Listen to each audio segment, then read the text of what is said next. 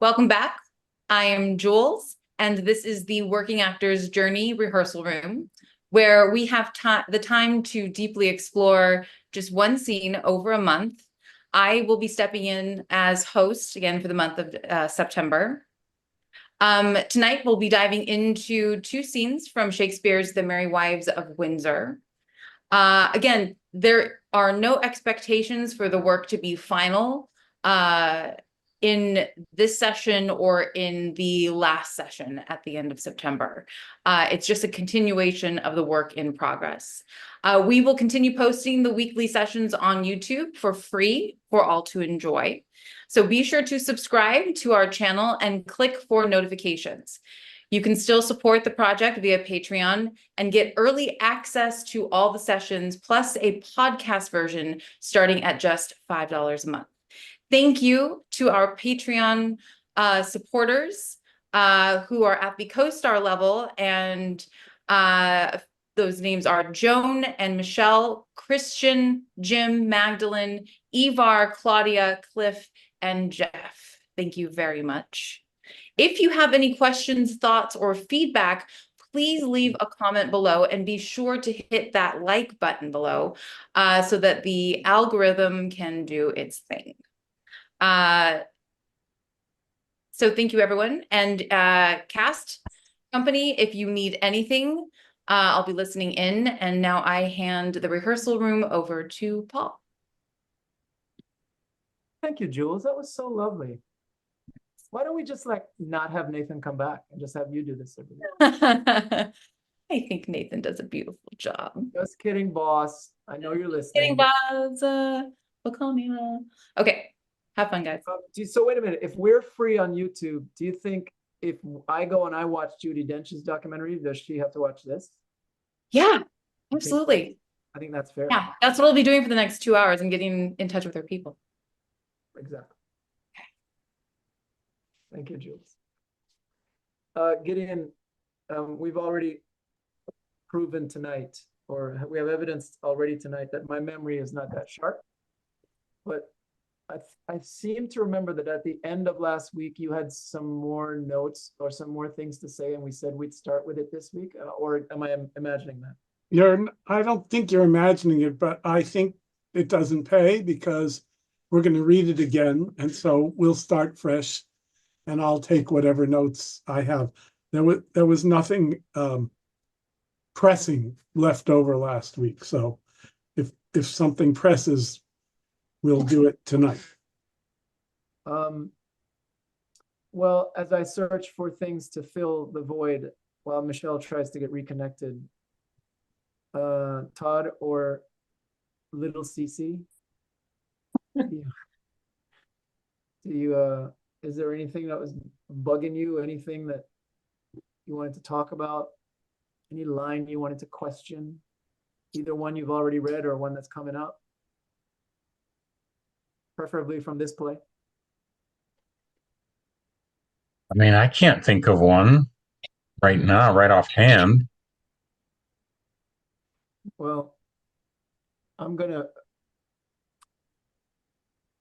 take my friendship with Gideon and put it out there and risk it, put it on the line, because he might want to strangle me after I say what I'm going to say. When we get to next week, I wanted to just try something. I actually don't think it's the answer. I don't think it's correct, but I would love to try it.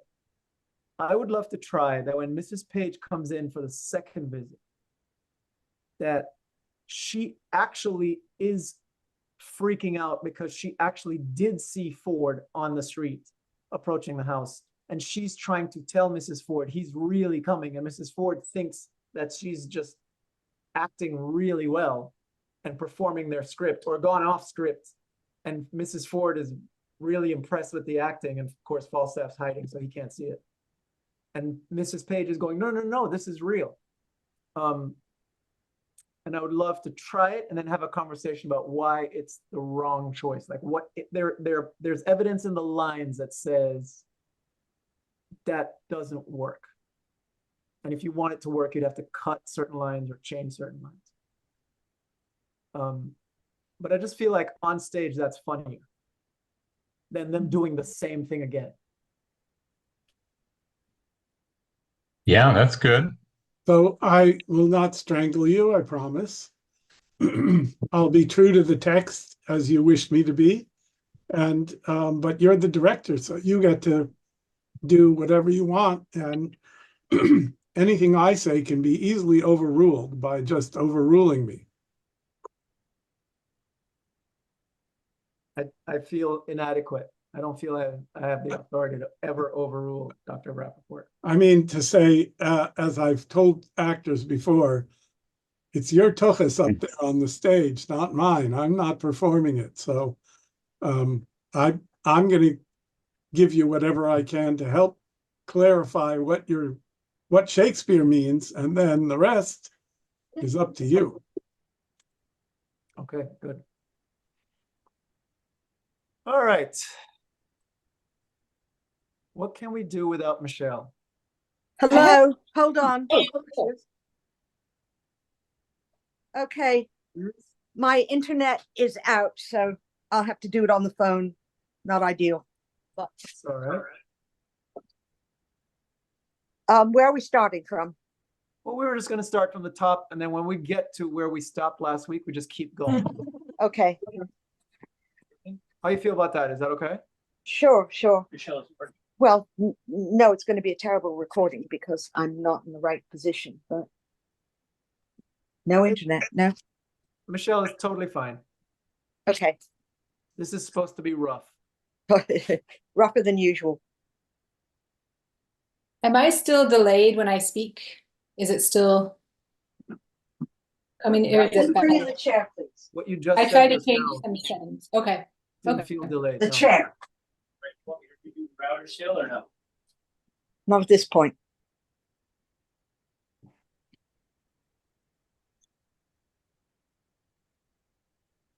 Oh, and I'm reading the servants, aren't I? Mhm. Okay, I'm there. Whenever. All right. What, John? What, Robert? Quickly. Is the buck basket? I warrant. What? Robert, I say. Come. Oh, Here. you're gonna read I'm sorry, you're gonna read the direction. My bad. I should All right. say this. Enter John and Robert with a large laundry or buck basket. Come. Here, set it down. Give your men the charge. We must be brief. Mary, as I told you before, John and Robert, be ready here hard by in the brew house, and when I suddenly call you, come forth, and without any pause or staggering, take this basket on your shoulders. That done, trudge with it in all haste, and carry it among the Whitsters in Datchet Mead, and there empty it into the muddy ditch close by the Thames side. You will do it. I had told them over and over they lack no direction. Be gone and come when you are called.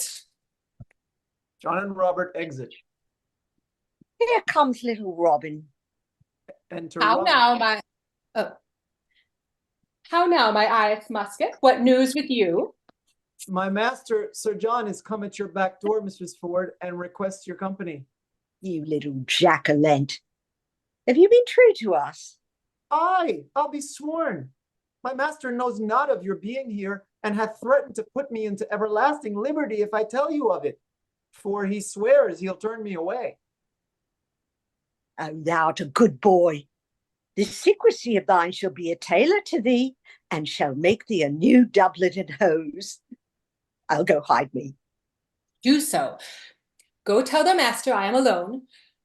Mistress Page, remember you your cue. I warrant thee. If I do not act it, hiss me. Go to then. We'll use this unwholesome humidity, this gross watery pumpkin. We'll teach him to know turtles from jays.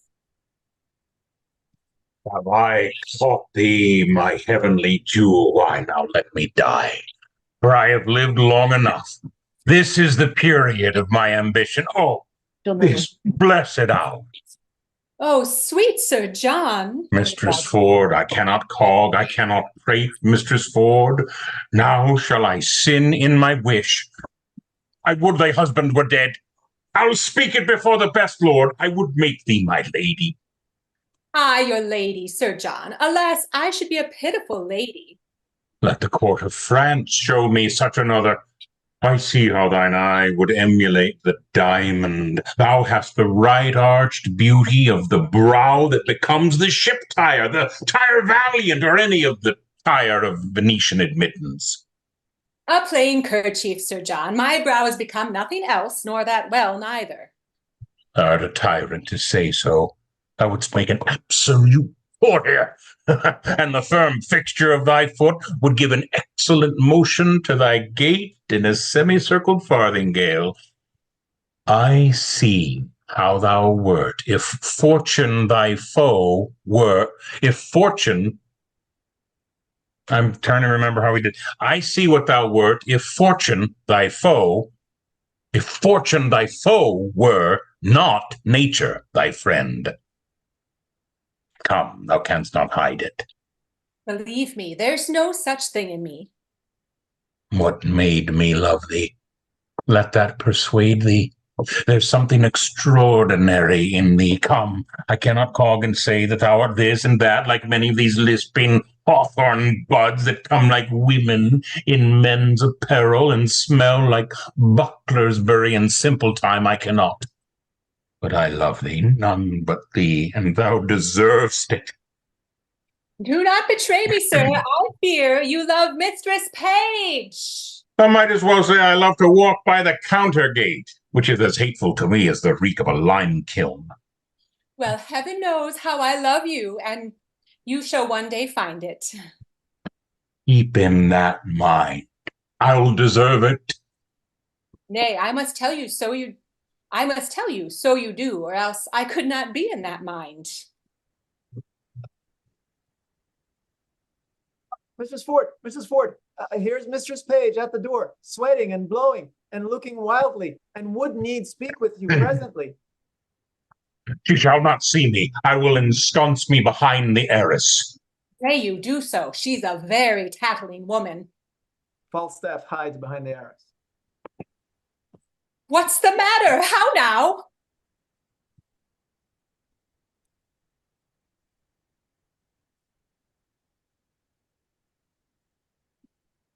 Oh, Mistress Ford, what have you done? You're shamed. You're overthrown. You're undone forever. What's the matter, good Mistress Page? Oh, well a day, Mrs. Ford, having an honest man to your husband, to give him such cause of suspicion. What cause of suspicion? Cause of suspicion out upon you. How am I mistook in you? Why, alas, what's the matter? Your husband's coming hither, woman, with all the officers in Windsor to search for a gentleman that he says is here now in the house by your consent to take an ill advantage of his absence. You are undone. 'Tis not so, I hope. Oh, pray heaven it be not so, that you have such a man here. But 'tis most certain your husband's coming with half Windsor to his heels to search for such a one. I come before to tell you, if you know yourself clear, why, I am glad of it.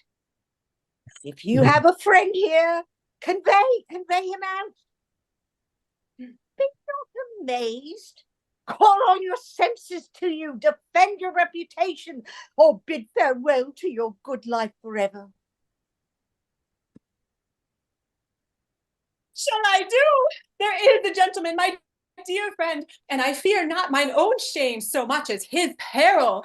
I had rather than £1,000 he were out of the house. Oh, for shame. Now stand it. You'd rather. Your husband's here at hand. Bethink you of some conveyance. In the house you cannot hide him. Oh, how you have deceived me. Oh, look, here is a basket. If he be of any reasonable stature, he may creep in here. and throw foul linen upon him as if he were going to bucket. Oh, it is whiting time. Send him by your 2 men to Datchet Mead. He's too big to go in there. What shall I do? Let me see it. Let me see it. Oh, let me see it. I'll in. I'll in. Follow your friend's counsel. I'll in. What? Sir John Falstaff. Are these your letters, knight? Love thee. Should I say I love thee, Mistress Page? Since it's not going to be, it can't be obvious here that it's an aside just to her. Sure. Okay. Let's make another adjustment for the screen. Michele, would you say were those your letters, knight? Okay. Because we don't really have them, so. All right. You want me to start at what Sir John Falstaff or when Falstaff enters? Yeah, what Sir John Falstaff? That sounds good. What? Sir John Falstaff? Were these your letters, knight? Love thee, Mistress Page. Help me away. Let me creep in here. I'll never. Oh. Help to cover your master, boy. Call your men, Mistress Ford. Paul, are we going to say that? Right. Paul, are we going to? I think we're to where we got to before, by the way. Yeah. Are we going to say that stage direction? As you say that, I'll turn off my camera. Does that make sense? Yeah.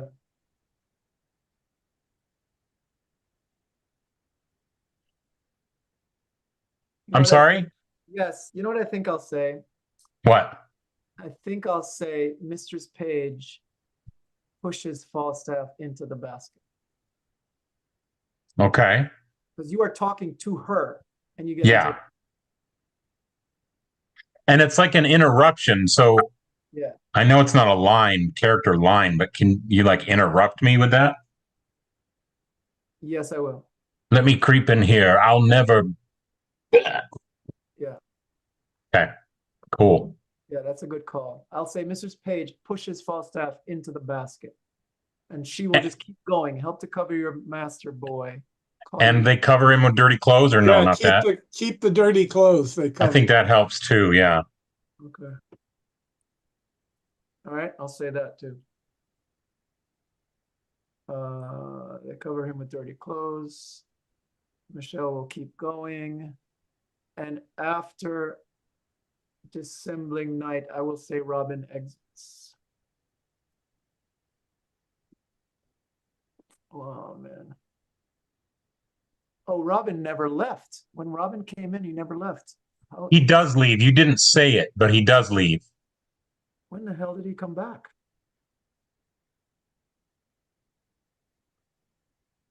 Where did it happen? There was one you didn't say. I don't think he leaves. No? He leaves after you dissembling night, but there's no exit. I've never seen a production where he stays on stage. Never. But he doesn't leave. And You could have him leave. It may be that there's just a missing exit. yeah, but it seems like the only reason to keep him on stage is so that Mrs. Page can say that line to him, help to cover your master, boy. Yeah. And I don't want to cut it because it shows that everybody is in on it. Yeah. So let me see. I think the enter Robin.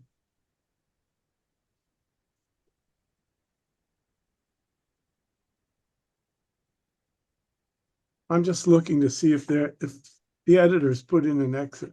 Yeah. No. Oxford has no exit for him. Yeah, no, they don't. Not that the Oxford is all that reliable.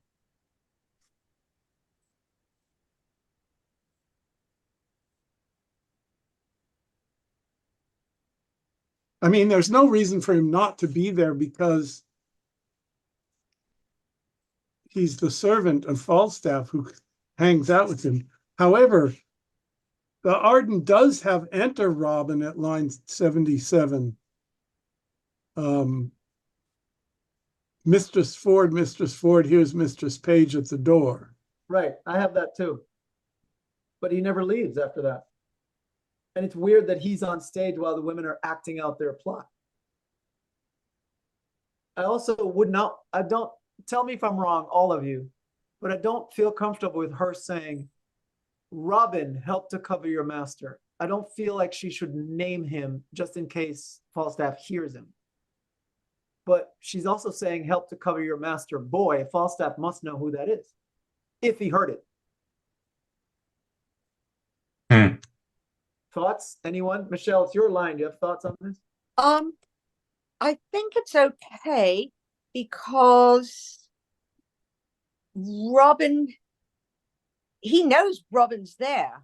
Yeah. Robin announces me. Oh, right. And- He's not hiding. Yeah. Robin's not hiding. He's That's right. aware. Like Falstaff thinks Robin's helping him. Is my That's, But in that's fact, right. he's helping us. Yes. Robin's That's- afraid of Falstaff finding out that he's helping the wives, but he won't find out just because he's helping to cover him with clothes. Right. Right. He's helping him to escape, which is his servant's thing to do. Okay. Absolutely right. So then, Mistress Page, why don't you say, help to cover your master, Robin? Okay.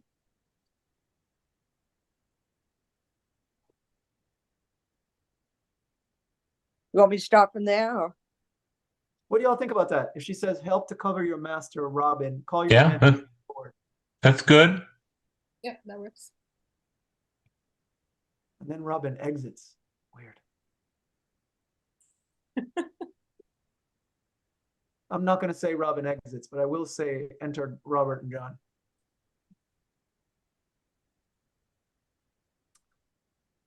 Let us start from, let me see it, let me see it.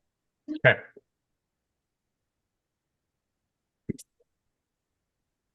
Let me see it. Let me see it. Oh, let me see it. I'll in. I'll in. Follow your friend's counsel. I'll in. What? Sir John Falstaff? Were these your letters, Knight? I love thee, Mistress Page. Help me away. Let me creep in here. I'll never.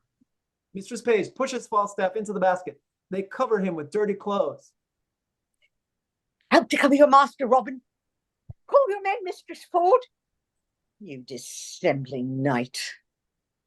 What, John? Robert! John! Enter Robert and John. Go, take up these clothes here quickly. Where's the cowl staff? Look how you drumble. Carry them to the laundress in Datchet Mead. Quickly, come. Enter Ford with his friends. Pray you come near. If I suspect without cause, why then make sport at me. Then let me be your jest. I deserve it. How now? Whither bear you this? Why, what have you to do whither they bear it? You were best meddle with buck washing. Buck? I would I could wash myself of the buck. Buck. Aye, buck. I warrant you, buck, and of the season too, it shall appear. Robert and John exit with the buck basket. Still you, Ford. Is there not a double excellency in this? Oh, I see there. It's all, okay. It's in the middle of all the, okay. They exit, and it shall appear. Up, gentlemen. You shall see sport anon. Follow me, gentlemen. They exit. Well, I guess I don't need to say that. Okay. Is there not a double excellency in this? I know not which pleases me better, that my husband is deceived or Sir John. What a talk-taking was he in when your husband asked who was in the basket? I am half afraid he will have need of washing, so throwing him into the water will do him a benefit. Hang him, dishonest rascal. I would all of the same strain were in the same distress. I think my husband had some special suspicion of Falstaff's being here, for I never saw him so gross in his jealousy till now. I will lay a plot to try that, and we will yet have more tricks with Falstaff. His dissolute disease will scarce obey this medicine. Shall we send that foolish carrion mistress quickly to him and excuse his throwing into the water and give him another hope to betray him to another punishment? Oh, let him be sent for tomorrow, 8 o'clock, to have amends. Lovely. Lovely. Okay. I've got a couple notes if you want to go back and do them, but I can wait too. Let me give this one first, and then you go, Gideon. Okay. Michele, say, were those your letters tonight? Because they're not here. They're back. Oh, I didn't say that? I thought I did. Okay. What you're saying is, were these? Oh, were those? I Were got those it. I got it. Okay, Gideon, you're on. Okay, around line 40. Oh, you're going way back. Mistress Ford, you have, you're calling him 3 different names. Mhm. So I'm going to challenge you to try to build on them. Okay. Like each one is more of an insult in a way. Insult, yeah. So he's an unwholesome humidity. More than that, he's a gross, watery pumpkin. And then we'll teach him to know turtles. That's real lovers. That is my loyalty to my husband from Jays who would go with him. Okay. There was an in to the river that should be in the river, but I didn't mark the line. So the first time you talk about dumping him in the river, it's an in, and later when you say But I'm giving a direction. Okay. later it's an into. Okay. Line 127, Mistress Page, oh, how have you deceived me? Not you have. Okay. And 136, Falstaff. It occurred to me that Eileen is him pretending to be thinner than he is or smaller than he is, less fat. Mm-hmm. Oh, I can fit myself in there. I'm not that fat, something like that. Yeah. And you might want to do something with that idea. Not necessary, but possible. And then one more, 154, Mistress Ford, you were best meddle with buck washing. That's got to be really sarcastic. Okay. Go ahead. Get Yeah. yourself interested in the laundry. What do you think you're doing, right? Since when? Yeah. Yeah, that's got to be the tone there. Okay, that's it. Good work. That's one of my least favorite lines in the entire canon. You were best meddle with buck washing. I can't stand it.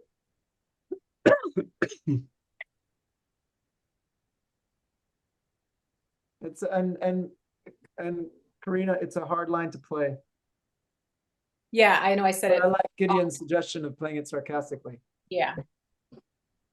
I had a question about when Falstaff's hiding. Sometimes are we playing it to each other or are we playing to the audience? You know, like, are we imagining that he can't see our faces, so we're cracking each other up? Or are we just playing the scene? You know what I'm like? How much can he see? I would say he can see nothing. Like you think he can see nothing. Okay, so we could be giggling at points, like, Right. or visually, like all the sounds we make should be this big drama. But okay. And Well- I was gonna say something about the top of the scene, which would apply here. And that is that it's a combo, there are a combo of things happening. Mhm. Yes, there is urgency because he's coming. And we have to set the scene and we know our script and we got to set the scene. There's urgency, but it's also fun. Mhm. So you would love to stop and crack up about it, but you got to hurry up, and it's like a Mhm. surprise party.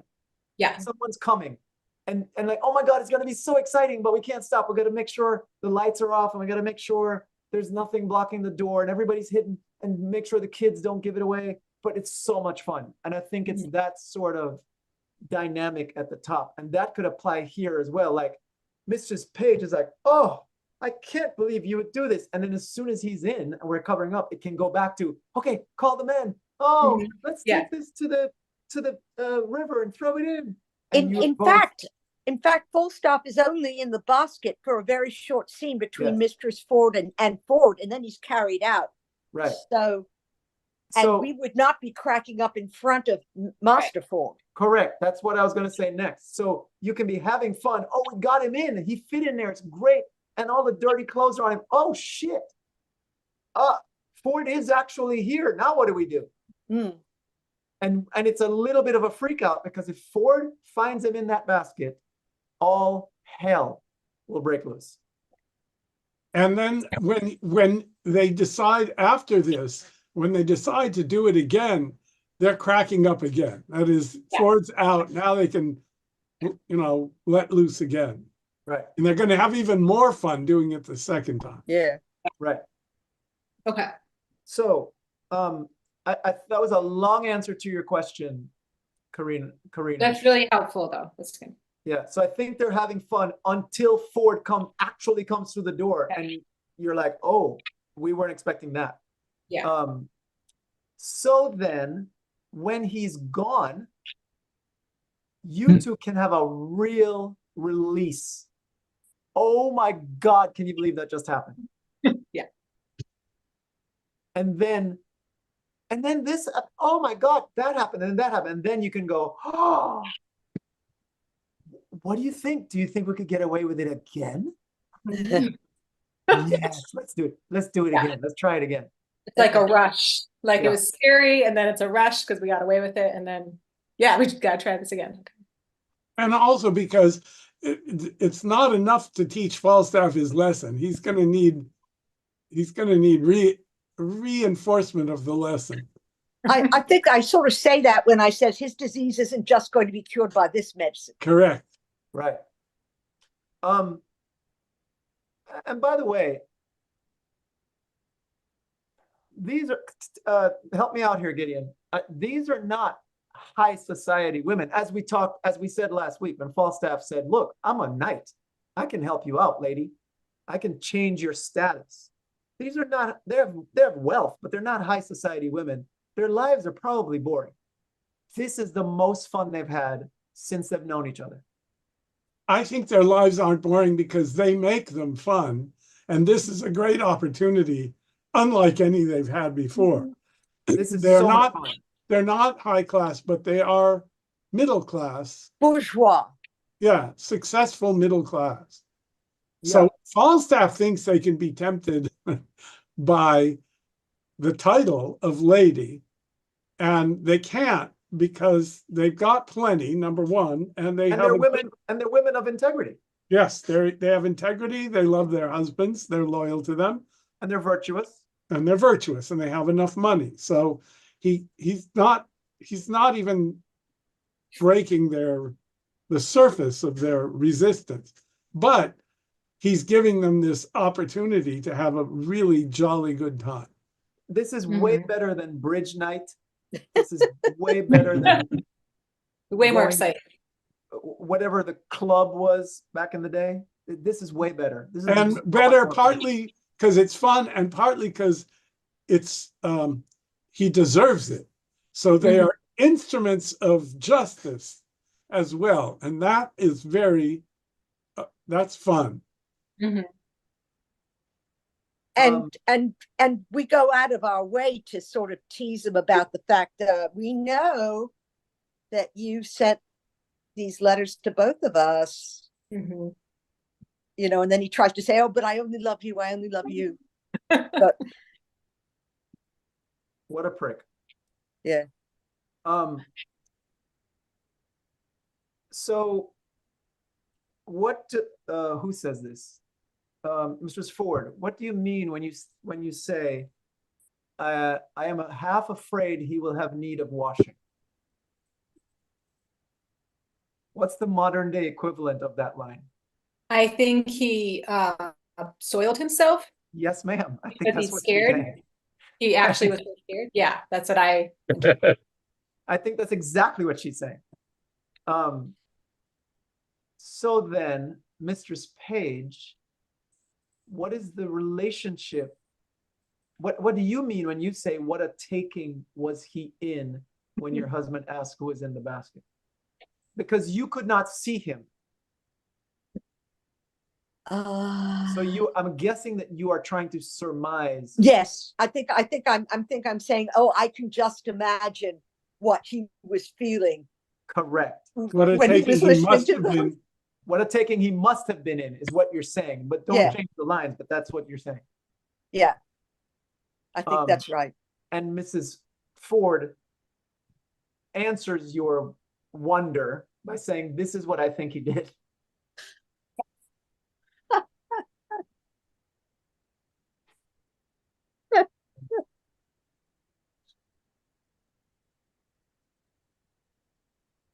Oh, it's so much fun.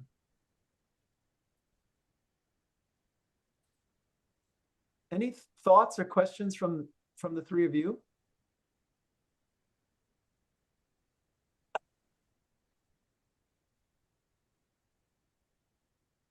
No? You were best medal with buckwashing. I cannot stand that line. Why not? It's perfectly good. It's sarcastic. After this experience, Corinna is going to make me love it because she's going to deliver it All right, so that's the wonderfully. goal. What do y'all think? Move forward or do that little bit again? What do you think? I'd like to do it again. Yeah. So would I. From let me see. Yep. Oh, I just realized who else, pop quiz, who else in the canon says, let me see. Well, Hamlet says, let me see. No, 3 times. Polonius. Oh, 3 times. Let me Polonius. see. Polonius. No, Gloucester.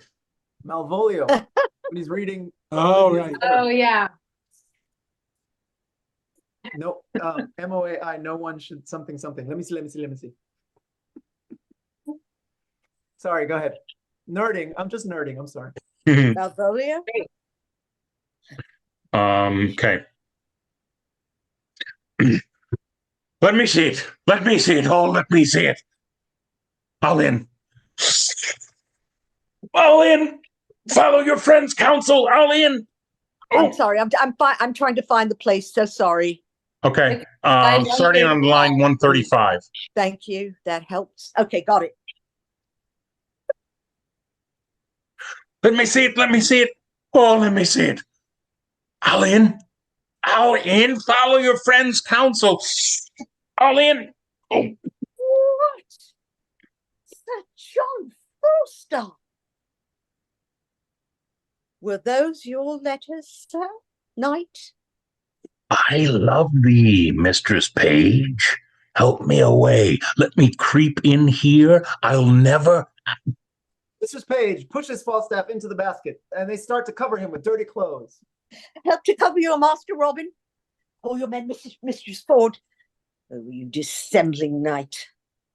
What? John? Robert? John? Enter Robert and John. Go, take up these clothes here quickly. Where's the cowl staff? Look how you drumble. Carry them to the laundress and Datchet Mead. Quickly, come! Enter Ford with his friends. Pray you come near. If I suspect without cause, why then make sport at me? Let me be your jest. I deserve it. How now? Whither bear you this? Why, what have you to do whither they bear it? You were best meddle with buck washing. Buck? I wish I could wash myself of the buck. Buck. Aye, Buck, I warrant you. Buck, and of the season too, it shall appear. Robert and John exit with the buck basket. Up, gentlemen. You shall see sport anon. Follow me, gentlemen. They exit. I don't need to say that. Is there not a double excellency in this? I know not which pleases me better, that my husband is deceived or Sir John. What a taking was he in when your husband asked who was in the basket? I am half afraid he will have need of washing, so throwing him into the rotter will do him a benefit. Dishonest rascal. I would all of the same strain were in the same distress. I think my husband had some special suspicion of Falstaff's being here, for I never saw him so gross in his jealousy till now. I will lay a plot to try that, and we will yet have more tricks with Falstaff. His dissolute disease will scarce obey this medicine. Shall we send that foolish carrion mistress quickly to him and excuse his throwing into the water and give him another hope to betray him to another punishment? Let him be sent for tomorrow at 8 o'clock to have amends. Lovely, lovely, lovely. We won't go back, I promise. I'm learning to like that line, Corinna.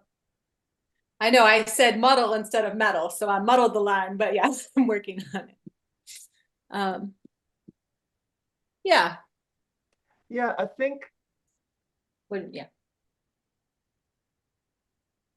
I do not want to anger the pronoun police, but it might work if there is a little bit of a play against why are you stopping them from taking it to laundry?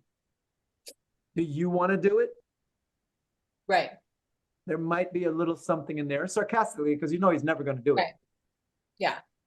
By the way, Gideon, I forgot to ask this question. There is no way we can make it clear what a cowl staff is, right? There's no way. Do you know what it is, Corinna? Actually, no. It's the, tell me if I'm wrong, Gideon, it's the long stick that they stick in the top of the basket so they can lift it. Oh, to Yeah. carry it. Yeah, that's what I thought. A cowl is also called a ton or any big bucket-shaped thing. And if it's got rings on it or something, and then you put the pole through it and lift it up so two people can carry it on their shoulders. So no, I don't see there's any way of making cowl staff clear to our audience, but you could change the word. I don't really want to, but because there's no word today's in a contemporary language that would be as cool as that one. Right. Mhm. And I think pole, you can maybe say pole, but then it's hard to say cowl pole. That's not good. Yeah. Carrying pole? Yeah, that's fussing. But you might help us out, Corinna, if you say,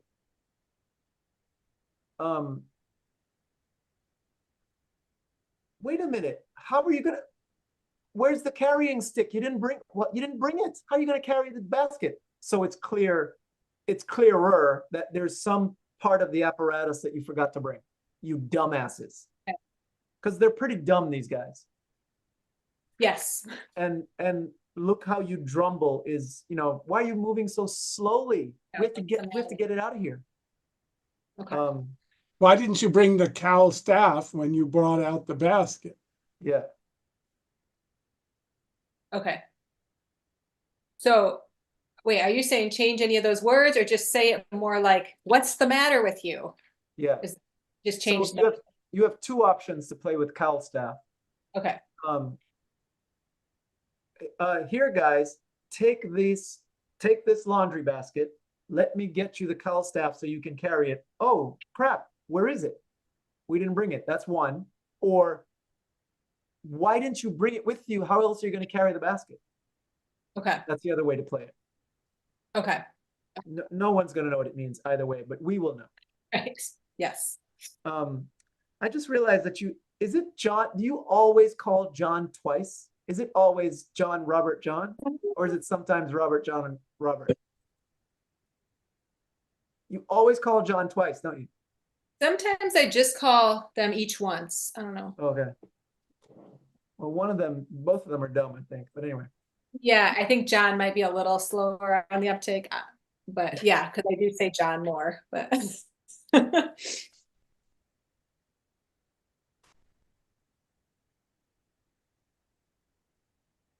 Mr. Ford, Yeah. explain to me that buck line. I get the first sentence. I would I could wash myself of the buck. Meaning I could get rid of this guy that's in my house right now. No, it also means Horns? I wish I could get rid of the thinking of myself as having horns. Yeah. Which, yeah, isn't that the same thing? That there's a man in my house right now giving me horns. Yeah. So if his imagination is right, he would be the buck himself with horns. You know what? It might be more like buck, buck, buck, I buck. Where's the man you're hiding? I don't know if that plays, but That's interesting. Or you could do it more like Leontes in The Winter's Tale. Like you're torturing yourself with this image of yourself. yeah, that's what I was thinking of. Yeah. First of all, that he's just can't get it out of his head. That's what I'm talking about. Buck, Yeah, buck, but don't say it to sound like a chicken, buck. right? Like Yeah. cluck, cluck, cluck. It's not that. It's like each time you say it, it's more painful in a way. Mm-hmm. Another option is you're saying it to her to go, yes, you're right. You heard me right. That's what I said. I said buck. That's right. Oh, that's right. Buck. I know you got a man here. Yeah. Buck, buck, so buck, I buck. Yeah. You have lots of options, Todd. You can really have fun with it. Yeah, no, I think I like that last one best, Paul. It's accusatory toward her. Because when you say, I could wash myself of the buck, she knows what that means. Yeah, I could she does. rid myself of this situation. Okay, then in the last part of that, buck has to mean Falstaff, meaning a male stallion. It's like calling him a stallion because he's trying to seduce the woman. Because of the season 2 means he's ready to be hunted because he's a big fat male deer. And you can't hunt a male deer too young. He's got to be of a certain age. In the public parks or in the territories owned by whoever owns the manor, you can't go hunting a male deer in the first, I think it's the first year or 2 of his life. You have to wait till he's got larger horns and a certain age on him. There's all that talk in Love's Labour's Lost about the pricket. And it's because they're hunting them. So he's got to be a certain kind of deer, not. So when you say bucking of the season 2, it shall appear, he's going to be revealed to be ripe for hunting. And we think it's funny because Falstaff is fat and therefore ripe. Well, Shakespeare's audience thought it was funny. Yeah.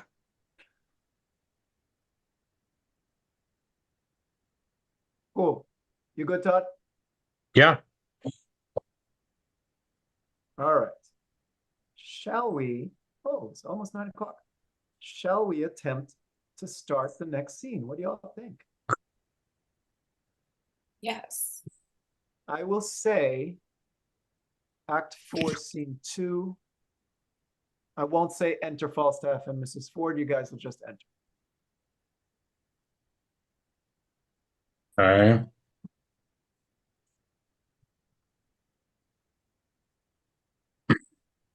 Get rid of that.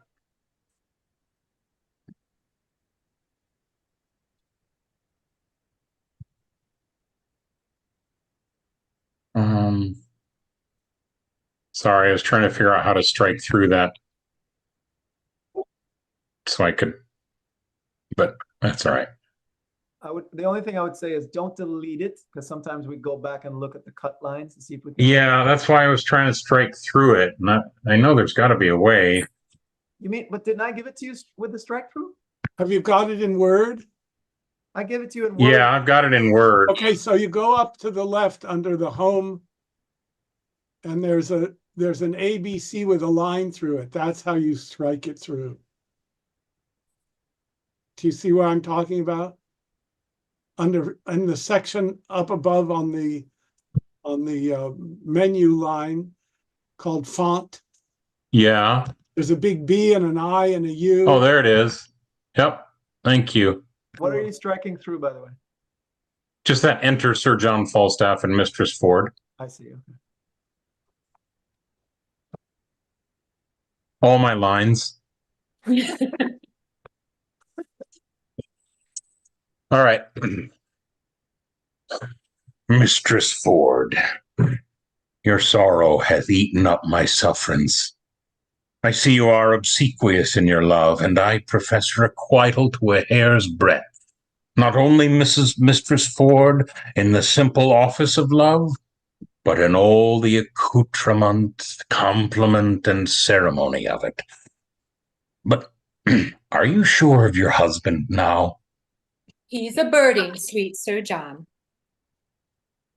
He's a birding. He's a Oh, birding. sorry. I mean, that's your line. What ho? Gossip forward. What ho? Step into the chamber, Sir John. Okay, hold a second. Michele, you can still come in because you can join this.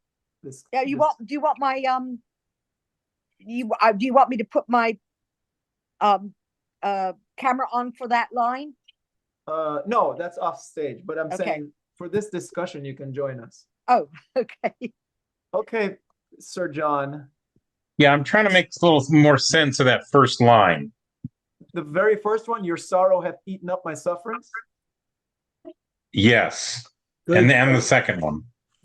What I think he's saying is, I am no longer mad at you because I see how sorry you are. That's a very, very simple contemporary way of saying it. That's what I That's think. basically right. Your repentant sorrow has completely devoured my suffering. So we're okay. Have Yeah. eaten up my sufferance. I'm not mad about being dumped in the river, about being Anymore. dumped in the mud. Because I can see how Feels so sorry you bad. are. Okay.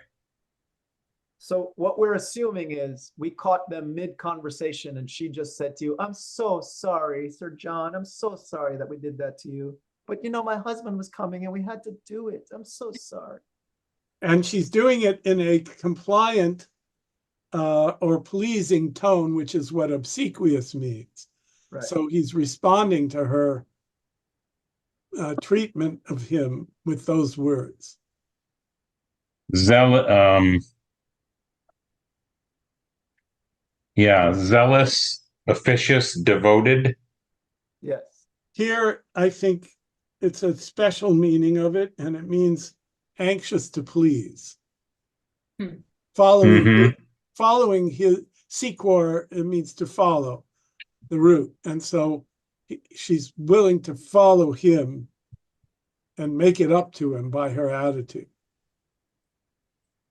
It's a word generally used to describe like devotees or worshipers. Yeah. Obsequious.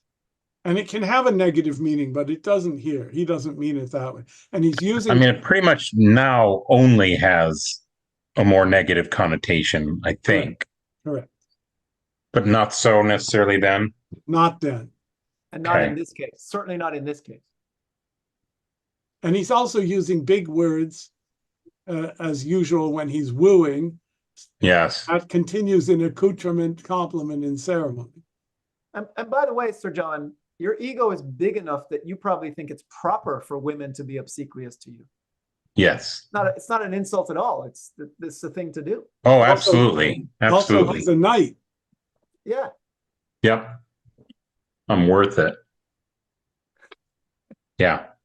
Or at least you have to make her think that you are, because you want the money ultimately. Yeah. Guys, let me tell you, this is so much fun for me because this is so far from who Todd is.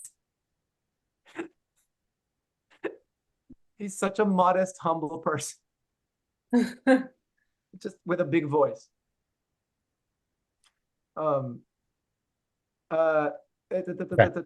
what do you mean when you say you see that she is obsequious in her love to you and you profess requital to a hair's breadth? To a hair's breadth. I'm exactly there. I'm right there with you. I'm paying you back with the same attitude. That's right. And to a hair's breadth, Gideon means almost as much. Yeah, so it won't turn Yep. the width of a hair, meaning as tiny a amount as you can imagine. Exactly. Oh, Excellent. I see. Okay, now I get it. Okay. There's nothing to decide between how much you're loving me and how much I'm loving you. Okay, Right. That's what I originally thought, but I thought you said something else just now, but I get that one. I'm requiting you with as much love as you have for me, without even the difference of a hair between them. Which is such a weird thing to say. Why not just say to a woman, I love you just as much? That's so, it's such a weird thing to say. Because it's poetry, my dear friend. Oh God. It's Falstaff poetry. Yes. And in the office of love, Todd, Yeah. what does he mean by that? Does he mean the bedroom?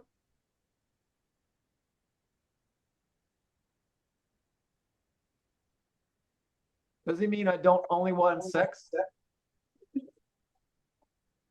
Mm. Yeah, I like that. Is that right, Gideon? Is that what he Yes, means? that's right. Not only do I love you erotically, sexually, but in everything that goes around it, like my outward show. marriage and ceremony and all Yes. the things that go with it. Compliment. He's pretending to confess to love her, not just for her body. But everything. I'm all in. I'm all in. Yeah. Okay. The office of love. What a romantic way to say it.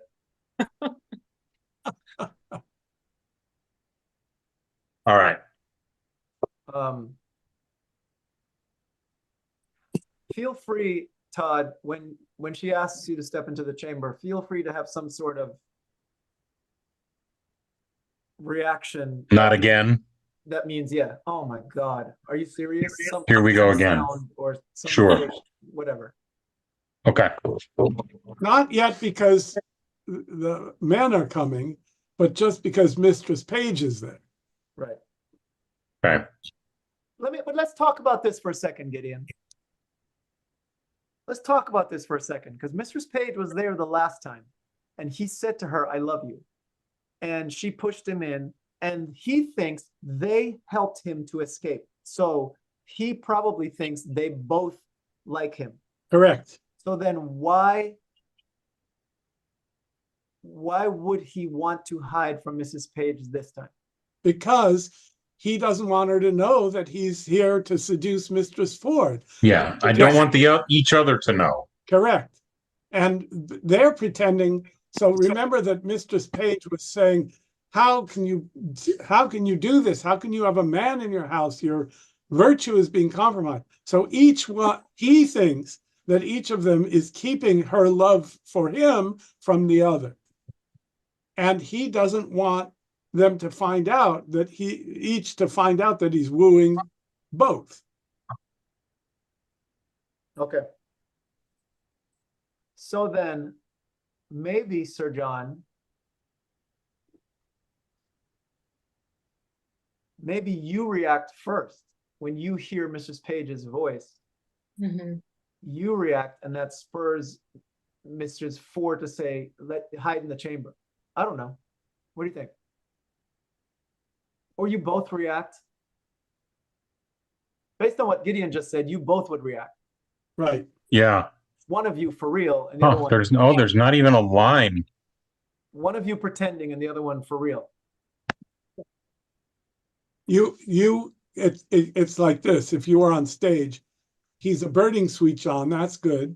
And then you hear Mistress Page, what ho, Gossip Ford, what ho. I mean, even if it weren't Mistress Page, it's someone. And Yes, it's someone, and I'm getting interrupted again. Interrupted, and you're not to be found there because it's dangerous, right? I just had a great line. I just used my best line.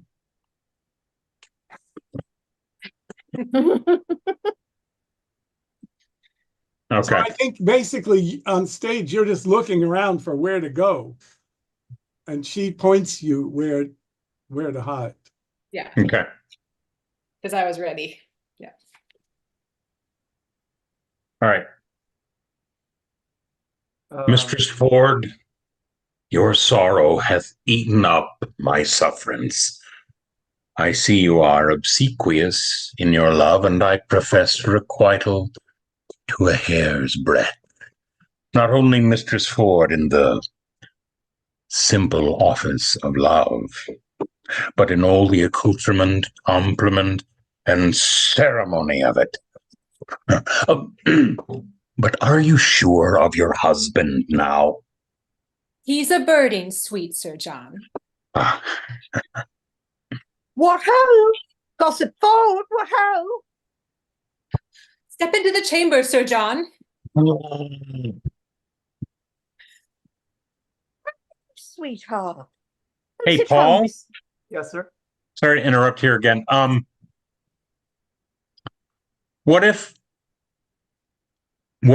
don't know if this plays over Zoom. What if I'm going in for a kiss I think you are, but it doesn't. and play I on- get and when we hear Mistress Page? I think that's exactly what you're doing, but it won't play on Zoom. You don't think so? No. Are you saying this is not attractive? That's not good? Yes, do that. That'll work. And then you exit. Yes. Yeah. I actually like that, Todd. Do that. Really? Yeah. Okay. If with the mouth closed, please. Fine.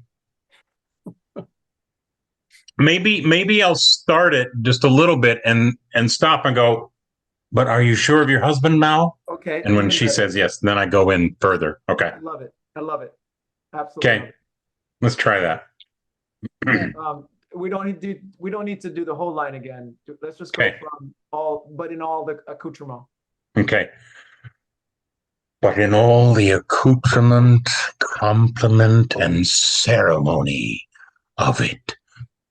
Oh, but are you sure of your husband now? He's a birding, sweet Sir John. What ho? Gossip forward, what ho? Step into the chamber, Sir John. Sweetheart, who's at home besides yourself? Why, none but mine own people. Indeed.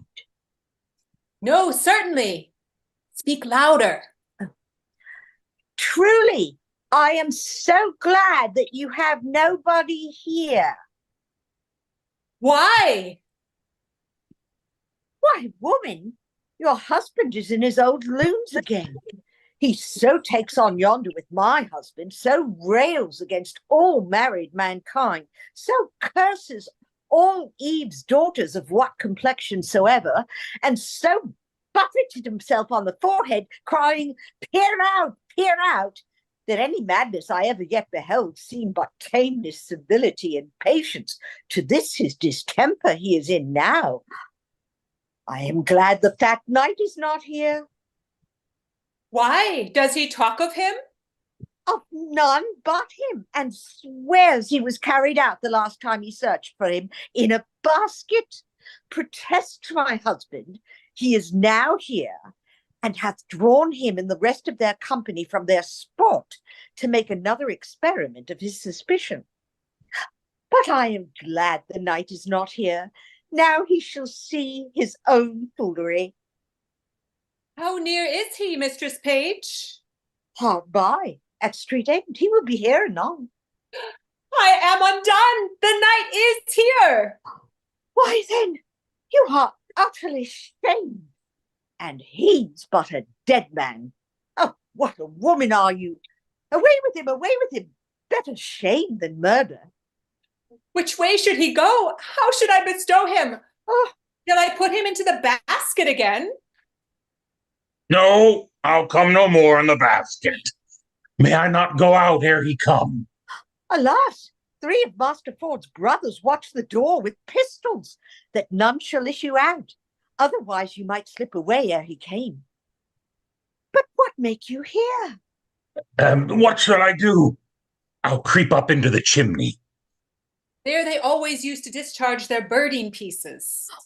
Creep into the kiln-hole. Where is it? He will seek there, on my word. Neither press, coffer, chest, trunk, well, vault, but he hath an abstract with a remembrance of such places, and goes to them by his note. There is no hiding you in the house. I'll go out then. If you go out in your own semblance, you die, Sir John. Unless you go out disguised. How might we disguise him? Alas, the day I know not. There is no woman's gown big enough for him. Otherwise, he might put on a hat, a muffler, and a kerchief, and so escape. Good hearts, devise something, any extremity rather than a mischief. My maid's aunt, the fat woman of Brentford, has the gown above. On my word, it will serve him. She's as big as he is. And there's her thrummed hat and her muffler too. Run up, Sir John. Go, sweet Sir John. Mistress Page and I will look some linen for your head. We'll come dress you straight.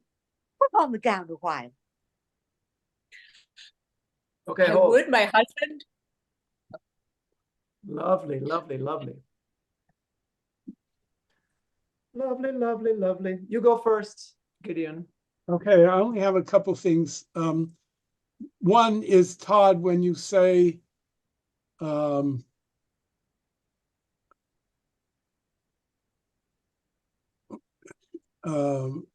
are you sure of your husband? So you're starting to kiss, Yes. and then you said, but are you sure? So I want to challenge you to do it on the word instead of adding an O. What you said was accoutrement, compliment, and ceremony of it. And you started to kiss, and then you said, but are you sure of your husband now? Oh, okay. Try to do it on the words, because it makes the words more interesting. They get to hit instead of a meaningless grunt. Okay. Now, when Shakespeare wants you to do a meaningless grunt, he'll write it in. So if it's not there, do it on the words. I just think it's more effective. The other thing is a question for you, Paul. The word kill, K-I-L-N, can be pronounced kiln or kill. Very often it's pronounced kill. So when he gets into the kill hole, there can be a kind of ironic double meaning in that. And I think it might be worth doing that, milking. Is it occasionally pronounced kill in today's language? Yes. 'Cause I've never heard it pronounced kill. Yes. Huh. I did not know that. I always heard it as kiln. And sometimes it's even spelled that way, not in formal writing, but in informal, and in the past, it was often spelled that way. K-I-L-L. K-I-L-L. So I'm not saying you have to do it that way, but I'm suggesting it might give you a tone that would be funny. Of course, they might not know what it means if you don't say kiln, because people don't know that it's pronounced kill, which is why I'm giving the choice to you.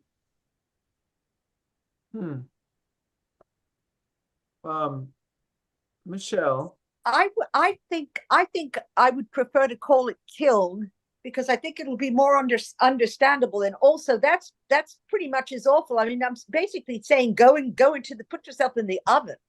Right. Yeah, I was Which going to is say pretty though, bad. I agree with you, Michele, but as we are in experimental endeavor. Next time you do it, say kill. Let's hear Okay, it. I don't think I will prefer it, but let's hear it. sure. Kiln-hole. I also think it's funny. I don't know how to play the joke, but I think it's funny that you're suggesting that he go into something that his head can barely fit in, much less his body. The kiln, there's no way he can fit in there. And then she goes through this list of things that we know he can't fit into, like a chest or whatever else you said. Trunk. Well, I guess there are some trunks that he could fit into. And vaults and wells, but Yeah, the kill hole is much smaller than the kill itself. right. Very small. I think that's funny, but I don't know how to play that joke. I don't know that it's worth the effort to get that joke.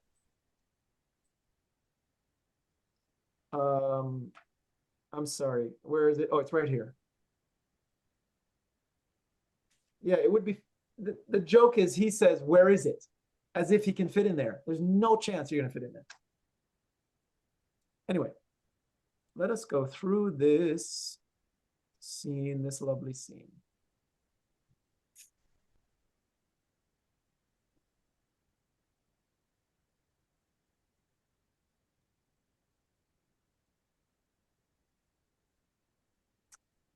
What does loons mean, Michele? Madness. Yes. It's related to lunacy, I think. Yes, correct. Is it pronounced loons? I think so. Gideon? Yes, it is. Okay. It's actually not the word that we have in the original.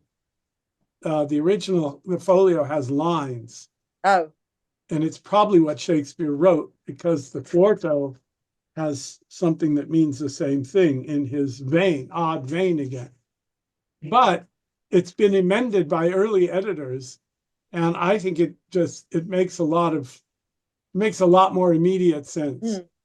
So I think we should stick with it. yeah, I like it too. Yeah. It sounds nice too. His old loons again. I love it. Please tell Gideon, I'm hoping you're going to tell me that when he says curses all Eve's daughters of whatever complexion soever, he means skin color, right? No, well, no, it includes skin color. Complexion means the Status? entire makeup of the person, meaning the balance of the four humors, right? Blood, phlegm, black bile, yellow bile. So, and that yields skin color. So if you've got a sanguine complexion, you're going to be red-faced like Santa Claus or Falstaff. If you're got too much phlegm in you, you're going to be gray. But it's also your character or your disposition, let's say. So he's talking about the larger sense of the word, not just skin color. Okay. Not ethnic skin color. Not ethnic skin color, but skin color as it depends on the characteristics of your entire physiology, and therefore including skin color.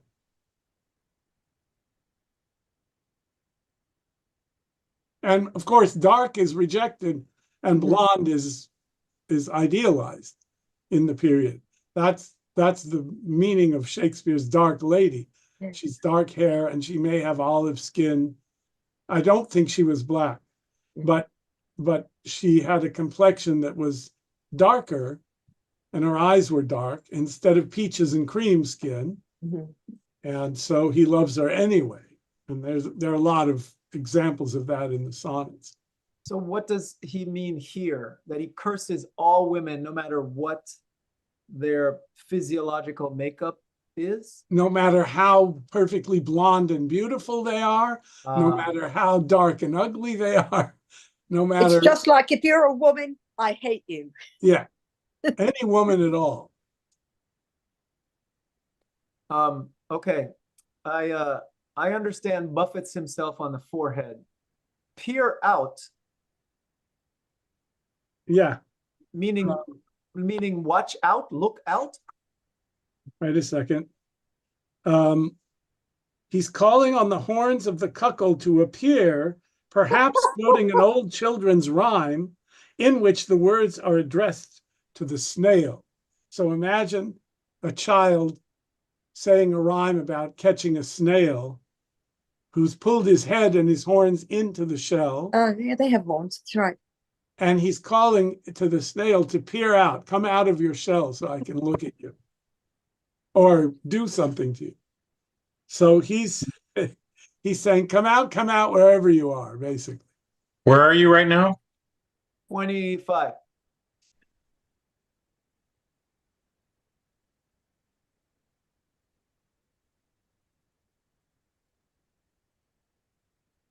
So Ford is going around saying, looking for the men who are making him a cuckold. Or Mrs. Page is saying that that's what he's doing. Yes. Yeah, she's saying that's what he's doing.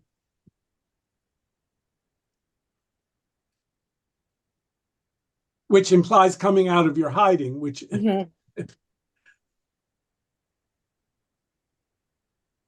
So she is saying that he is walking through the town looking for anybody else who may have enjoyed his wife. or looking for the person who has. But if he thinks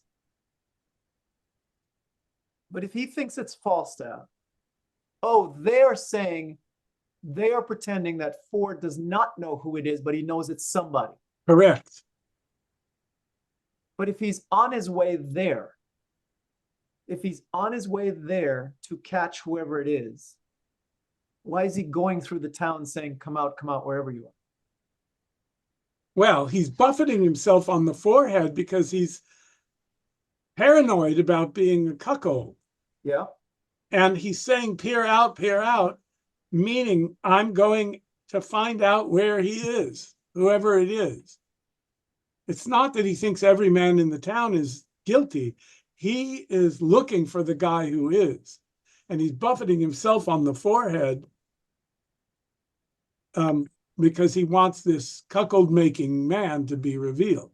But Is this is there a double meaning that he's also thinking about his own horns coming out? Maybe it's possible. and that was my question, Gideon. If he's walking through the town trying to find whoever it is, didn't she, Mrs. Page, don't you also say he's coming here? Oh, absolutely. The peer out has always confused me, because if he's coming here, then who is he saying? Who is he looking for in the town? Because he thinks the man is here. I think he's fighting. I think he's like an early version of Leontes fighting himself, and he's saying to his own horns, come out and show yourself, because the horns are identified with the man who's making him a cuckold. They're his horns, but he wants them to show themselves, or he wants them to appear. And that means to reveal who it is. Mm. Oh, okay.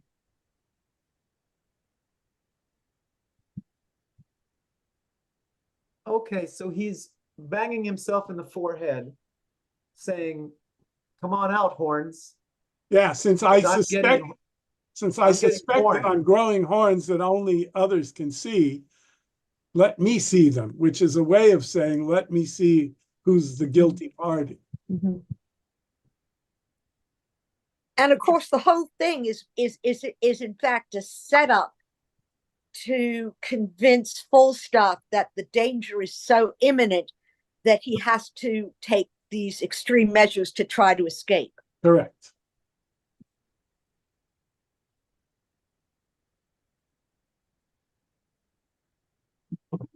Okay. And he's in a kind of madness that makes all his previous versions of it seem tame, civil, and patient compared to this. Yes. Distemper means distemperament, right? The balance of humors in him is all out of whack. And it's the craziest thing she's ever seen. Makes everything else look, every other crazy thing she's seen look normal, look tame. Every other thing she's seen in him, Yeah, being jealous. Because she saw it in him last time.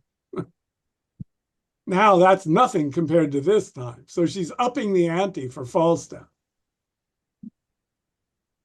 Ah, it's just that she says that any madness I ever yet beheld. And you think she means in him. In Ford, yes.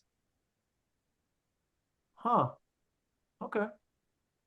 And now the next line, I'm glad the fat knight is not here. Why? Does he talk of him? Is he talking about Falstaff? Of none but him, and swears he was carried out the last time he searched for him in a basket. So now, protest to my husband, he is now here. sorry? He thinks Falstaff is here. Yes. So he does think it's Falstaff. Now Well, he thinks it's Falstaff. no, hold on a second. Hold on. Let me come back. Hasn't he Ford pretended to be Brooke. Brooke? Yes. So And- we know, there's a whole lot of layers here. We, the audience, we know that Ford has spoken to Falstaff, and Falstaff said, I got invited back to your wife's house. Right. But what's in question here is the wives don't know that. So do the wives think that Ford thinks it's Falstaff, or do the wives think that Ford thinks it's just some guy? Well, has she heard Ford? The only reference is what we talked about a few minutes ago, is when he said a big fat bucking of the season 2. But that could be anybody. The question is, does Mistress Page, has she heard Ford accusing Falstaff of being this cuckold maker? Right. Which we, the audience, think that she has not heard that, but she is saying that she's hearing that. Yes, I think it means that she may be inventing it, which would be doubly ironic. Right. She may be reporting that he thinks it's Falstaff without knowing that he thinks it's Falstaff. By the way, this is one of the lines that made me think, oh, we could try it the other way, that she did hear him coming through the town talking about Falstaff. And so that line would catch Mrs. Ford off guard. Like, really? Right. That's a nice ad lib there, sis, to make that up. But anyway, we'll explore that next week. This week we're playing that, Michele, you don't know that Ford knows it's Falstaff, but you were saying, to scare Falstaff, you're saying, oh, Ford is talking about Falstaff and that he's here. Okay, got it. When you say your husband is in his own loons again, it's not just referring to this last time, right? Like, hasn't Ford had jealous episodes like throughout their relationship? Because they make reference to Ford, so it's just true. something that happens. And it's probably more heightened now because there's actual things happening, but like, they reference that he's just a jealous man from the start. Correct. And that's why she wants to teach both men a lesson. She wants to teach Falstaff, obviously, but she also wants to teach her husband that he's imagining things. There's a conversation that you have when you compare the letters. When you say, look at my letter, look at my letter. They're the twin brother of my letter. There's a conversation you have where you say, oh, my husband's so jealous. And Mrs. Page says, my husband's as far from jealousy as I am from giving him cause. Okay. And then when they tell Page and Ford, when Nim and Pistol and tell them, yes, Ford immediately jealous, and Page is kind of like, I'd like to see what happens here. This will be, go after my wife. They have and would he get more of her than sharp words that lie on my... Okay. Continuing on.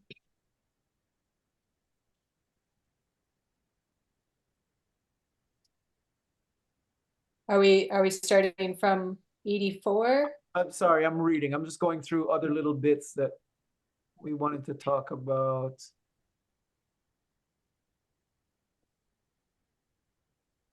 I'll come no more in the basket.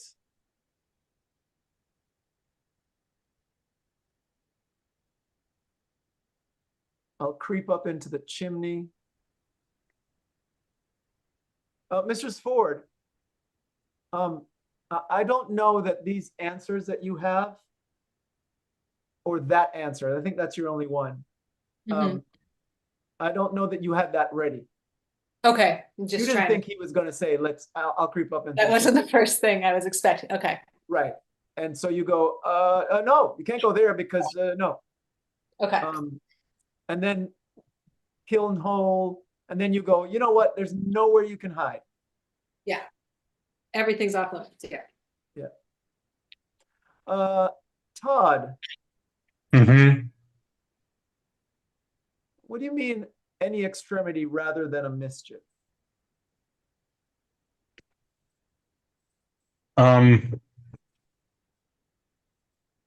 Yeah, because it almost sounds like, I mean, in one way, it almost sounds like he's saying what they did to him before was a practical joke, and he knows it. That's what I thought. But if he knew it, he can't know it. No, I know. mischief means a shooting, like a crime, a violence. Oh, I see. He's a coward as well as everything else we know. Then yeah, a fight, a confrontation, okay, crime. Yeah, An injury, anything other than them killing me.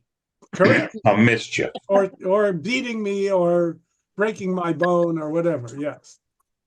Okay.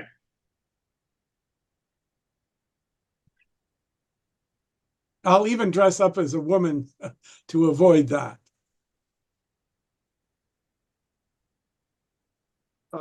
He doesn't say that yet, but they haven't told him yet. But when he says any extremity, I'll go to any extreme to avoid getting beat up. Correct. And then, okay, we have an idea. Mistress Page, did we lose her? Is she here? Michele. My book says that thrummed means fringed, a fringed hat. Oh, yeah. Does that mean with little bangs hanging down? Yeah. Over the eyes? Okay. The thrummed gown. A thrummed hat, I mean. And then they're the ends of threads left unwoven and remaining attached to the loom when the web is cut off. But the verb was used not only of the adapting of such material, but also the fringing generally. So a fringed hat would be more appropriate here as offering more cover for the face. Okay, and then why would they need linen for his head? To act as a veil? Yes.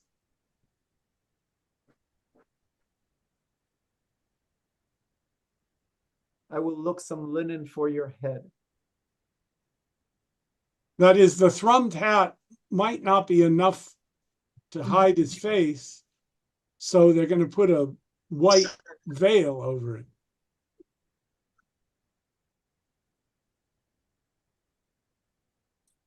So then, Mistress Ford,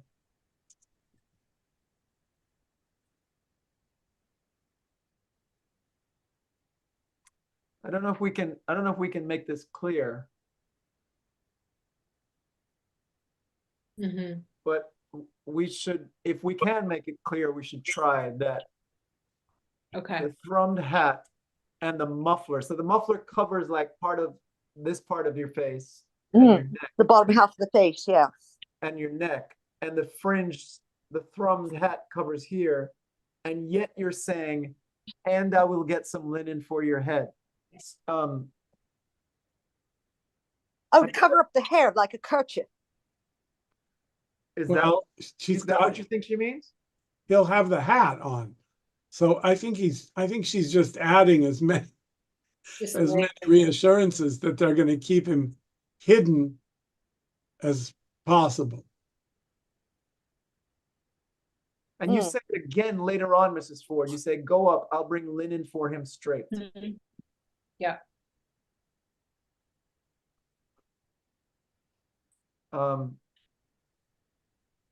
Okay, let's go from.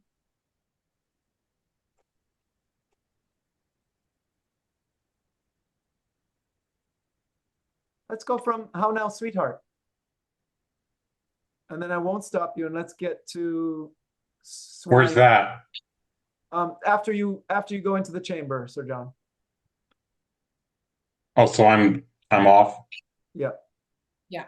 You just ran off. Can you give me a Hold on. line number? Where are you? 13, 12, 13, something like Oh, that. okay. You know what? That's too far back. It's 940. It's 940. That's too far back.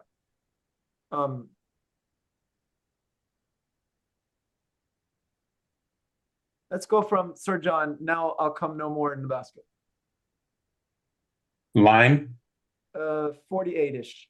48. Okay. Yep, I got it. Do you want the cue, Todd? No, I'm good. Okay, here we go. No, I'll come no more in the basket. May I not go out ere he come? Alas, 3 of Master Ford's brothers watch the door with pistols, that none shall issue out. Otherwise you might slip away ere he came. But what make you here? What shall I do? I'll creep up into the chimney.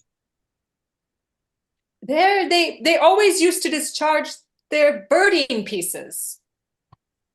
Creep into the kiln-hole. Where is it? He will seek there, on my word. Neither press, coffer, chest, trunk, well, vaults, but he hath an abstract for the remembrance of such places, and goes to them by his note. There is no hiding you in the house. I'll go out then. If you go out in your own semblance, you die, Sir John. Unless you go out disguised. How might we disguise him? Alas, the day I know not. There is no woman's gown big enough for him. Otherwise he might put on a hat, a muffler, and a kerchief, and so escape. Good hearts, devise something, any extremity rather than a mischief. My maid's aunt, the fat woman of Brentford, has a gown above. On my word, it will serve him. She's as big as he is. And there's a frummed hat and her muffler to run up, Sir John. Go, go, sweet Sir John. Mistress Page and I will look some linen for your head. Quick, quick. We'll come dress you straight. Put on the gown the while. I would my husband would meet him in this shape. He cannot abide the old woman of Brentford. He swears she's a witch, forbade her my house, and hath threatened to beat her. Heaven guide him to thy husband's cudgel, and the devil guide the cudgel afterwards. But is my husband coming? Aye, in good sadness is he, and talks of the basket too. Howsoever he hath had intelligence. We'll try that. For I'll appoint my men to carry the basket again to meet him at the door with it as they did last time. Nay, but he'll be here presently. Let's go dress him like the witch of Brentford. I'll first direct my men what they shall do with the basket. Go up. I'll bring linen for him straight. Hang him, dishonest varlet. We cannot misuse him enough. We'll leave a proof by that which we will do. Wives may be merry and yet honest. We do not act that often jest and laugh. 'Tis old but true. Still swine eats all the draff. All right. What does Lovely. that mean? We shall find out. Let's figure out what all of this means. But yes, I definitely want to get to that line. Do you know what, Michele? You know what? I didn't think I would like it, but kiln-hole Because in my head, I was going, nobody would understand that you mean kiln. But maybe when you say kiln-hole, it doesn't need to mean kiln at all. It just sounds like she's inventing something. Why don't you creep into the kiln-hole so we can kill you? And he goes, where is it? Which is kind of funny. Okay. I think I still prefer kiln, but that was not as, I didn't dislike that as much as I thought I would. I think what makes it funny is that we the audience thinks that no one knows what you mean, and yet Falstaff goes, where is it? I'll climb into it.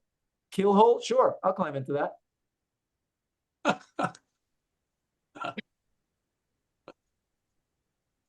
And then if we think that Mistress Ford has no idea what you're talking about, but she goes, oh, he's going to search there too, whatever that is. Anyway. Yeah, just jumping it, yeah. Yeah, we can just play different things. Okay. Where did we pick up from? We picked up from here.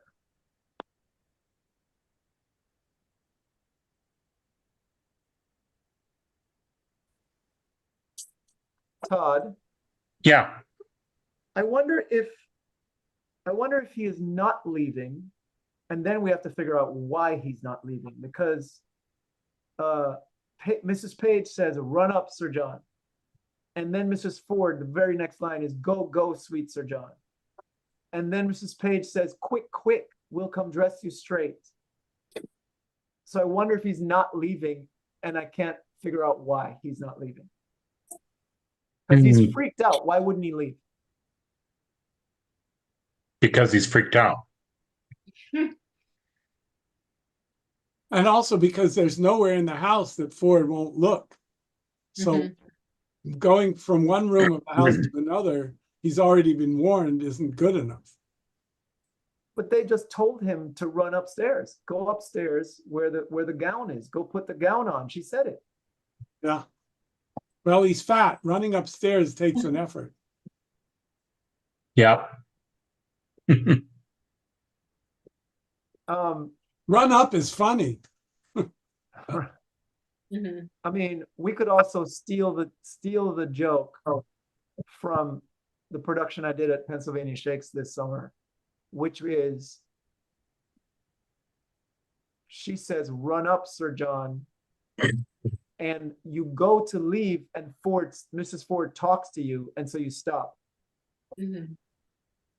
And then she says, go, go, sweet Sir John. And you go to leave, and she keeps talking, so you stop. And she says, quick, quick, and you go to leave, and she keeps talking, so you stop. Like, she keeps giving you instructions, and that makes you stop. And then you stand there, and they go, go. I don't know. It was funny on stage. I don't know if it'll work on Zoom. Yeah.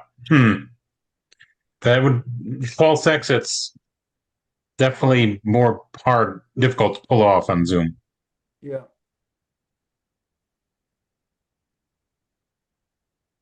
So maybe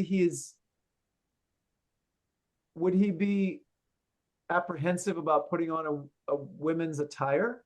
Even though he just said, I will do anything, I'll do it. Is it funny if he goes, whatever you come up with, I'll do. And then they go, we're going to dress you as a woman. And he goes, well, are you sure? Is that the only way? Uh-huh. I don't know if that would work. We could try that. But it's clear that could he's try not that. leaving, because they keep telling him to leave and he's not leaving. Yeah.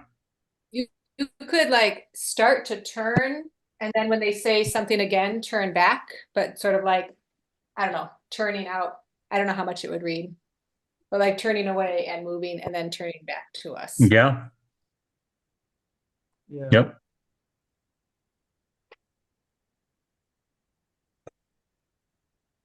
So cudgel is one of those words where I know what it means and I know how to use it, but I'd love to know exactly what it means. I think it's a club. Yeah, That's what I think. But I'd love to know like the history of it. Well, I think that I have to look it up in just the regular dictionary, because it's a fat-ended club, I would say, but I'm gonna look. Yeah. You know what I have somewhere? I have my Isaac Asimov. I'm sure it's in there. Oh, I don't know if it's in that. He doesn't always get that specific. Like a bat. I also have my lexicon somewhere in a Called box. it's a short, heavy club. That's it? That's what I thought. Yeah.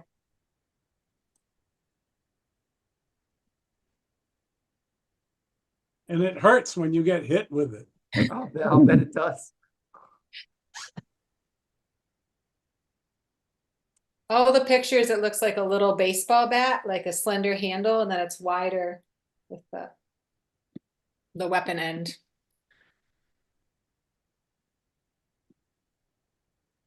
Mistress Ford, she says, yes, he is coming. And the weird thing is, he's also talking about the basket. I don't know how he found out about that. So when you say, we'll try that, I think it should be, oh my gosh. Yeah. That's another layer. It's Yes. another piece of fun we could have. He's looking for a basket. He's heard about this. Okay. Yeah. So we should use that, right? Yeah. Okay. But we don't have enough time for that. Try also means tests. We'll see how far we can push that one. Yeah. Okay. Like that joke. Yeah. Mistress Page, when she says that, she says, I'll instruct my men to carry the basket again, to meet him at the door with it as they did last time. And Gideon, tell me if I'm right. When you say nay, you're not saying, no, that's a bad idea. What you're saying is, oh my gosh, he's going to be here soon. We have to go dress. We got to go dress Falstaff. Where are you? I've lost you now. 96, 97. Oh, I think I'm saying, no, we can't do that because we don't have enough time to do the whole basket thing. He's already up there getting changed into the dress. We're going to go with that. Okay. Yeah, I think they're going back and forth. One of them is more, you want to do the Brentford thing. And I'm like, yeah, but first let's do the basket too. yeah. And that's We'll make them because both happen. Mistress Page doesn't have an interest in necessarily showing up Master Ford, but Mistress Ford does. Yeah. So she wants to double the fun for So her. you think Mistress Page is saying, no, that's a bad idea because we don't have time. No, it's not no, but we don't have time. She is saying we don't have time. Nay is just like a exclamation. It doesn't literally mean no, but it's like saying, well, that's fine, but we got to hurry. Yeah. Okay. And So then they Mistress Ford, split up. You go start dressing him. I'll deal with the basket and then I'll come help you. and what you actually say is, I'll tell my men to deal with the basket and I'll get some linen and I'll come up. Right. Oh, yes. I see it. Okay, I misread it. And Mistress So Ford they are going to. exits. Huh? Go ahead. Go ahead, Michele. I said yes. They are. I misread it. It says yes. They are going to do both. They're going to do the fake basket too, so they can watch Ford go through the basket and find nothing. Right. But the main thing will be to dress him as a and then they'll sneak him out dressed as a woman but they know that Master Ford hates the woman. Right. And it's a decoy because the plan is he will be so focused on the basket, he won't examine the woman. Yeah. so Yeah. much. I get it. Yeah. I'm sorry. I did misread the scene at first. Okay. Okay, and let's close the evening with still swine eats all the draff. Let's do a draff. All right. Well, let's do all 4 lines because they're great. We'll leave a proof by that which we will do. We're going to exemplify by what we're going to do that wives may be merry, not because they're hiding something or they're behaving immorally, but because they can be both merry and honest, okay? Yeah. Fun and chaste. Then we do not act that often jest and laugh. Some women jest and laugh because they're acting, they're hiding their immorality. But some women often jest and laugh are not acting, and we're not pretending to be virtuous. We really are. And what we do is going to prove that in the long run. Then she quotes this old adage or saw, a proverb. Still wine eats all the draff. Still means quiet or unmoving, they're not showing anything, right? Other animals are busy trying to, but the still one gets it in the end. Because people are misled into thinking he's not going to go after it. But because of that, he will. So it means. And the draff is the feed, is the pig feed, right? The dregs or the hog's wash. The leftover food. The milk, and there's an added part in a similar usage in another play by Haywood. The quote is, the still sow eats all the draff, and no question the most smoother-tongued fellow, the more errant knave. So it's another way of saying we can be good and still laugh and make merry, because the quiet ones are the ones you can't trust. A woman who's virtuous and is quiet, maybe can't be trusted, but a woman who can laugh and jest can also be virtuous. Does that help? Yes. A little bit. The first three lines were always clear to me. Okay. It's the still swine gets all the draff. How does that? The quiet one is the one not to be trusted. Okay. But the draff you're saying is the leftover feed that none of the other pigs want. Well, no, all the pigs are eating draff. That's what they eat. Right? So it is the pig feed. Pig feed. But pig feed means the garbage from the house. Pigs eat whatever's left over. So she's saying she's not saying that these two are still swine. She's saying we are not still swine. No, the opposite. Because we are merry and we jest and laugh. And we're honest. Whereas the still swine is the one pretending to be honest, but really eating all the draff. Don't trust them. You can trust us, even though we're jesting and laughing. Don't trust the quiet ones. They're the ones who are probably pretending. Fascinating. All right. Jules is about to bust down the door at any moment. Actors, questions, thoughts, concerns, manifestos, criticisms? No.